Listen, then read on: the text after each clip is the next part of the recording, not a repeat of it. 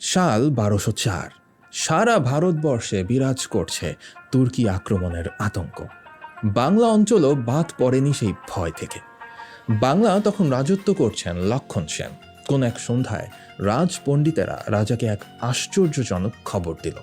তাদের প্রাচীন গ্রন্থে নাকি লেখা আছে বাংলা বিজয় করবে তরুণ এক তুর্কি যোদ্ধা।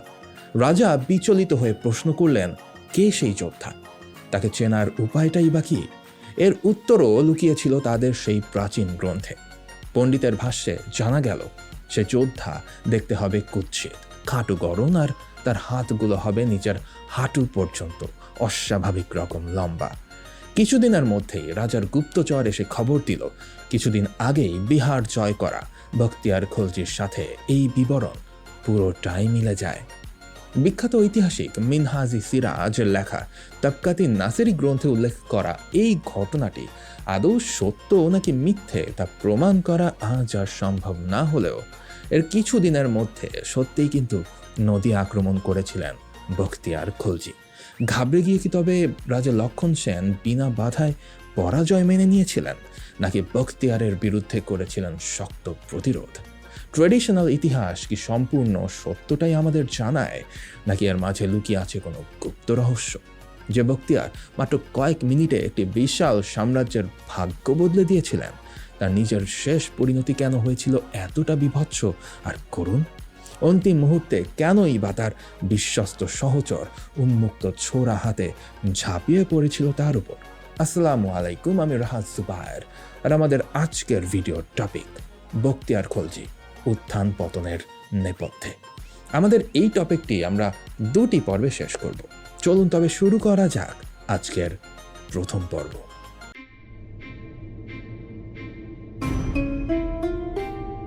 এই গল্পের শুরু আফগানিস্তানের গরম ধুলো ও পাথুরে মাটির জনপদ যার নাম তোর আগা। এখানেই হেলমান্দ নদীর তীরে এক অতি দরিদ্র পরিবারে জন্মেছিলেন ইখতিয়ার উদ্দিন মোহাম্মদ বিন বখতিয়ার খলজি। যুবক বয়সে তিনি বুঝলেন এই দুর্ভাগ্যের সুতো ছিঁড়তে হলে এই স্থান ত্যাগ করতে হবে তাকে। স্থানীয় অনেক যুবকের মতোই তাই তিনি পাড়ি জমালেন গজনির সুলতানের সৈন্য দলে ভর্তি হওয়ার স্বপ্ন নিয়ে। কিন্তু তৎকালীন নিয়ম অনুসারে সৈন্য দলে ভর্তি হলে নিজের ব্যবহার্য অস্ত্র ও ঘোড়ার ব্যবস্থা নিজেকেই করতে হতো। কিন্তু তার সংকুলান করা বখতিয়ারের পক্ষে সম্ভব ছিল না। আর ঠিক এই কারণেই সহায় সম্বলহীন বখতিয়ারকে সৈন্যদলের নিয়োগকর্তারা ফিরিয়ে দিলেন। বখতিয়ার কিন্তু দমে গেলেন না। তিনি পাড়ি জমালেন দিল্লিতে সুলতানের সেনাপতি কুতুবউদ্দিন আইবেকের দরবারে। কিন্তু সেখানেও একই দুর্ভাগ্য। আসলে বখতিয়ারের শারীরিক গঠন ছিল অদ্ভুত, খাটো গড়ন, কিছুটা কুৎসিত চেহারা, আর সবচেয়ে অদ্ভুত ছিল তার সেই দীর্ঘ হাত দুটি, যা সোজা হয়ে দাঁড়ালে হাঁটু ছাড়িয়ে যেত। তার এই বিচিত্র ও সাধারণ চেহারার কারণে কোনো সেনাদলই তাকে যোগ্য মনে করল না। এরপর উত্তরপ্রদেশের বদাউনে গিয়েও বিফল হলেন তিনি। হতাশা যখন বখতিয়ারের আশা প্রায় নিভিয়ে দিচ্ছিল, ঠিক তখনই তার জীবনের মোড় ঘুরে যায়। তিনি পৌঁছান অযোধ্যার শাসনকর্তা মালিক হিশামউদ্দিনের কাছে। জহুরি যেমন জহর চেনে, হিশামউদ্দিনও তেমনি বখতিয়ারের কুৎসিত চেহারার পেছনে লুকিয়ে থাকা এক দুর্ধর্ষ রণকৌশলীকে চিনতে পেরেছিলেন। তিনি বখতিয়ারের বীরত্ব দেখে তাকে মির্জাপুর জেলায় দুটি ছোট পরগনা দান করলেন। আর এই ছোট ছোট গ্রামগুলোই ছিল বখতিয়ারের সেই বিশাল স্বপ্ন ছোঁয়ার প্রথম সিঁড়ি। হিন্দু রাজ্যের খুব কাছে অবস্থান করার কারণে সেদিকে নজর যেতে খুব বেশি দেরি হয়নি বখতিয়ারের। নিজের বাহিনী নিয়ে ছোট ছোট হিন্দু রাজ্য দখল ও লুট করতে লাগলেন তিনি, আর সেই সম্পদ কাজে লাগিয়ে বাড়াতে লাগলেন নিজের শক্তি।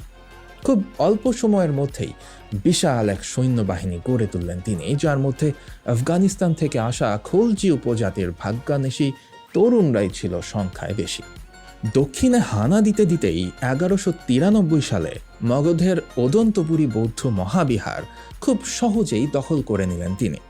নিরস্ত্র বৌদ্ধ ভিক্ষুরা এই বিশাল সৈন্যবাহিনীর সামনে কোনো প্রতিরোধই করতে পারেনি।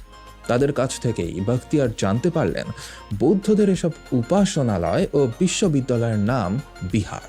নামটি তার বেশ পছন্দ হয়ে গেল। তিনি এই এলাকার নামটাই রেখে দিলেন বিহার শরীফ। আর সেই নাম থেকেই আজকের ভারতের পুরো একটি প্রদেশের নাম বিহার। পাটনার কাছে বখতিয়ারপুর নামে একটি নগরও প্রতিষ্ঠা করলেন তিনি। আর ঠিক এই সময়েই তিনি জানতে পারলেন আরও দক্ষিণে অবস্থিত এক বিশাল উর্বর ও সম্পদে পরিপূর্ণ রাজ্যের কথা, যেখানে শাসন করেন লক্ষণ সেন নামের এক বৃদ্ধ রাজা। এই সাম্রাজ্যকে নিজের আয়ত্তে আনার লোভ সামলাতে পারলেন না তিনি। বখতিয়ার খলজির বিহার বিজয়ের কথা শুনে ততদিনে লক্ষণ সেন তার রাজ্যে প্রবেশের একমাত্র স্বাভাবিক ব্যবহারযোগ্য পথ তেলিয়াগড়ি গিরিপথে সৈন্যের পাহারা বাড়িয়েছেন। বখতিয়ার জানতেন বাংলার এই মূল প্রবেশ পথ দিয়ে আক্রমণ করলে তাকে বিশাল এক রাজকীয় সেনার মুখোমুখি হতে হবে, যেখানে পরাজয় প্রায় নিশ্চিত। তাই তিনি নিলেন এক আত্মঘাতী এবং অবিশ্বাস্য সিদ্ধান্ত। প্রথাগত রাস্তা ছেড়ে তিনি বেছে নিলেন ঝাড়খণ্ডের দুর্গম, জনমানবহীন আর সাপদ সংকুল অরণ্য। তৎকালীন সময়ে ঝাড়খণ্ডের এই বনাঞ্চলটা ছিল অত্যন্ত ঘন, বিষাক্ত সাপ ও বন্য প্রাণীতে পরিপূর্ণ, এবং পাহাড়ি পথগুলো ছিল চলাচলের প্রায় অযোগ্য। রাজা লক্ষণ সেন এবং তার সেনাপতিরা বিশ্বাস করতেন যে তুর্কিদের মতো কোনো বিশাল সেনাবাহিনী, যাদের সাথে হাতি, ঘোড়া এবং রসদ থাকে, তাদের পক্ষে এই জঙ্গল পাড়ি দিয়ে আক্রমণ করা এক কথায় অসম্ভব। তারা ভেবেছিলেন প্রকৃতি তাদের হয়ে প্রহরীর কাজ করবে। তাই এদিকে লক্ষণ সেনের তরফ থেকে কোনো প্রহরাই রাখা হয়নি। বাংলার প্রবেশের মূল পথ ছিল মূলত তেলিয়াগড় গিরিপথ, যাকে বাংলার প্রবেশদ্বার বলা হতো। লক্ষণ সেনের ধারণা ছিল যদি তুর্কিরা আক্রমণ করেই বসে, তবে তারা এই সহজ ও পরিচিত পথ দিয়েই আসবে। তাই তিনি তার মূল সেনাবাহিনী এবং শক্তিশালী পাহারা বসিয়েছিলেন এই গিরিপথেই। তিনি কল্পনাও করেননি যে কেউ মূল রাস্তা ছেড়ে কয়েকশো মাইল জঙ্গল দিয়ে ঘুরে আসতে পারে। তেলিয়াগড়ি গিরিপথে পাহারায় থাকা সৈন্যদের পাশ কাটিয়ে বখতিয়ারের সেনাবহর এগিয়ে যেতে লাগলো নদিয়ার দিকে। পাহাড় আর জঙ্গলের ভেতর দিয়ে তিনি ও তার ঘনিষ্ঠ বাহিনী এত দ্রুত গতিতে ছুটল যে মূল সেনাবাহিনী পেছনে পড়ে গেল। বখতিয়ারের সাথে টিকে রইলেন মাত্র 17 বা 18 জন জানবাজ যোদ্ধা।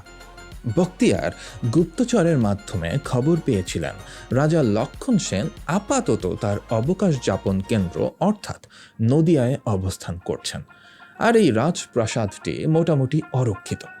স্বল্প শক্তি ক্ষয়ে প্রাসাদ দখল ও রাজাকে হত্যা বা বিতাড়িত করার মতো এত সহজ সুযোগ তিনি হাতছাড়া করলেন না। আর সেই কারণেই তাদের নদিয়ায় আগমন। এই দলটি যখন নদিয়ার প্রবেশদ্বারে পৌঁছায় তখন সূর্য ঠিক মাথার উপর। দুপুরবেলা সেই তপ্ত রোদে নগরবাসী আর প্রাসাদ রক্ষীরা ছিল কিছুটা অসতর্ক। সবাই দেখল ধুলো উড়িয়ে অল্প কিছু বিদেশি ঘোড়া বিক্রেতা ধীর পায়ে প্রাসাদের দিকে এগিয়ে যাচ্ছে। তাদের পরনে ছিল তুর্কি বণিকদের পোশাক, মুখে ছিল না কোনো হিংস্রতার ছাপ। প্রাসাদের রক্ষীরা বিন্দু মাত্র সন্দেহ করেনি, কারণ সেই যুগে তুর্কি ঘোড়া ব্যবসায়ীদের বাংলায় নিয়মিত যাতায়াত ছিল। কিন্তু কে জানত এই সাধারণ বণিক বেশি মানুষগুলোর মাধ্যমেই হতে যাচ্ছে ইতিহাসে বাংলা অঞ্চলের সবচেয়ে বড় পট পরিবর্তন। বখতিয়ার সরাসরি আঘাত হানলেন প্রাসাদে। ততক্ষণে তার মূল বাহিনীও এসে পড়েছে। রাজা লক্ষণ সেন তখন মাত্র মধ্যাহ্ন ভোজে বসেছেন। অতর্কিত এই আক্রমণে রাজার সৈন্যরা মনে করল তেলিয়াগড়ে অবস্থানরত রাজ্যের বেশিরভাগ সেনাবাহিনীর পতন ঘটেছে, আর তাই তাদের মনোবল গেল ভেঙে। বেশিরভাগ রক্ষী নিজেদের মৃত্যু ভয়ে রাজাকে প্রাসাদের পেছন দরজা দিয়ে বের করে নৌকায় তুলে নিয়ে মূল রাজধানী বিক্রমপুরের দিকে পালালো। বৃদ্ধ রাজাও তার সভা পণ্ডিতদের কাছ থেকে শোনা ভবিষ্যৎবাণীর কারণে খুব সম্ভবত মানসিকভাবে দুর্বল হয়ে পড়েছিলেন। তাদের সাথে মন্দিরের পুরোহিত, পণ্ডিত এবং উঁচু বংশের হিন্দুরাও সেখানে আশ্রয় নিলেন। নদিয়ার এই রুদ্ধশ্বাস হামলা ও বিজয়ের পর টানা 3 দিন ধরে চলে বখতিয়ারের আধিপত্য বিস্তার।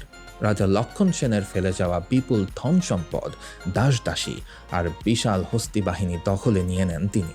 কিন্তু এখানে একটি বড় ভুল ধারণা পরিষ্কার করা প্রয়োজন। বখতিয়ার কিন্তু একদিনেই পুরো বাংলা জয় করেননি। তিনি জয় করেছিলেন বাংলার একটি অংশ মাত্র। বর্তমানের গৌড় ও মালদহ অঞ্চল, যা তখন লক্ষণাবতী নামে পরিচিত ছিল, তা দখল করে তিনি নতুন নাম রাখেন লখনৌতি। এরই মাধ্যমে এক বিশাল উর্বর রাজ্য তার করায়ত্ত হয়, যা পূর্বে করতোয়া, পশ্চিমে গঙ্গা, দক্ষিণে পদ্মা আর উত্তরে তিস্তা পর্যন্ত বিস্তৃত ছিল।